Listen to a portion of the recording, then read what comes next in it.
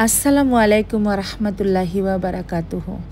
আশা করছি আল্লাহর রহমতে সবাই খুব ভালো আছেন। আজকে শুরু করছি একটি নতুন ভিডিও নিয়ে।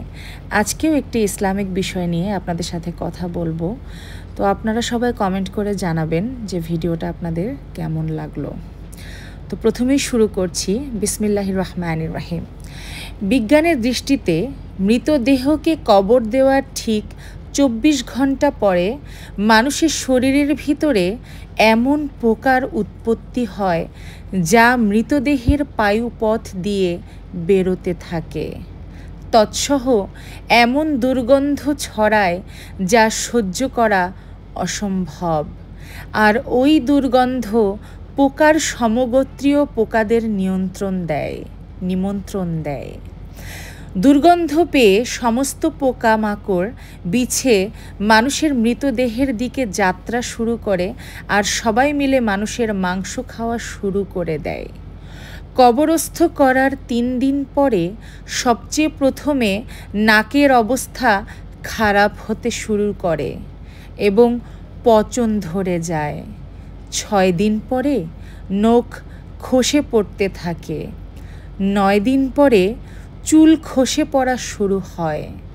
মানুষের শরীরের সমস্ত লোম ঝরে পড়ে আর পেট ফোলা শুরু হয়ে যায়।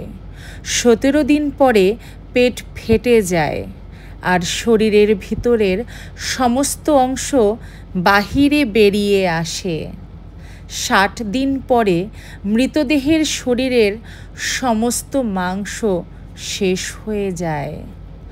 মানুষের শরীরে একটু টুকরো মাংসও অবশিষ্ট থাকে না। ৯০ দিন পরে সমস্ত হাড় একে অপরের থেকে পৃথক হয়ে যায়। ১ বছর পরে মানুষের শরীরের সমস্ত হাড় মাটির সঙ্গে মিশে যায়। আহারে! আর যে মানুষের মৃতদেহ কবরস্থ করা হয়েছিল তার সমস্ত অস্তিত্ব মুছে যায়।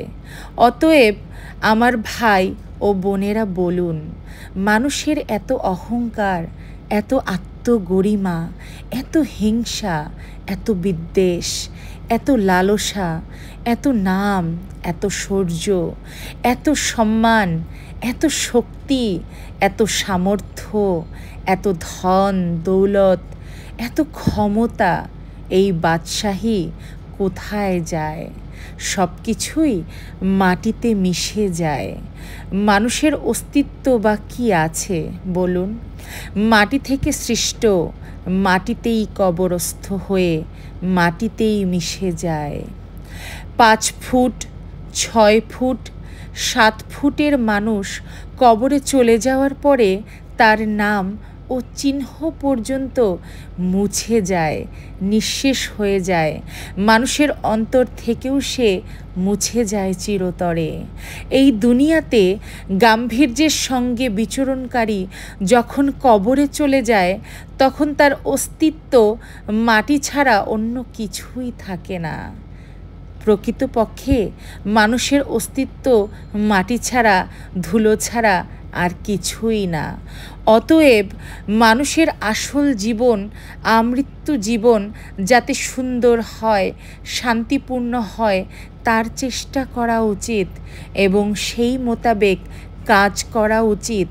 প্রতিটি ভালো কাজ এবং প্রতিটি উত্তম কাজ করার ইচ্ছা প্রকাশ করা উচিত আর প্রতিটি মন্দ চিন্তা ভাবনার অস্তিত্ব নষ্ট করার জন্য সৃষ্টিকর্তার নিকট প্রার্থনা করা উচিত দুহাত তুলে। আল্লাহ তাআলা আমাদের সকলকে বুঝার তৌফিক দান করুন, আমিন। তো আজকের ভিডিও থেকে আমরা কি জানতে পারলাম এবং শিখতে পারলাম যে প্রকৃতপক্ষে মানুষের অহংকার করার মতো কোনো অস্তিত্ব, কোনো যোগ্যতা বা ক্ষমতাই নেই।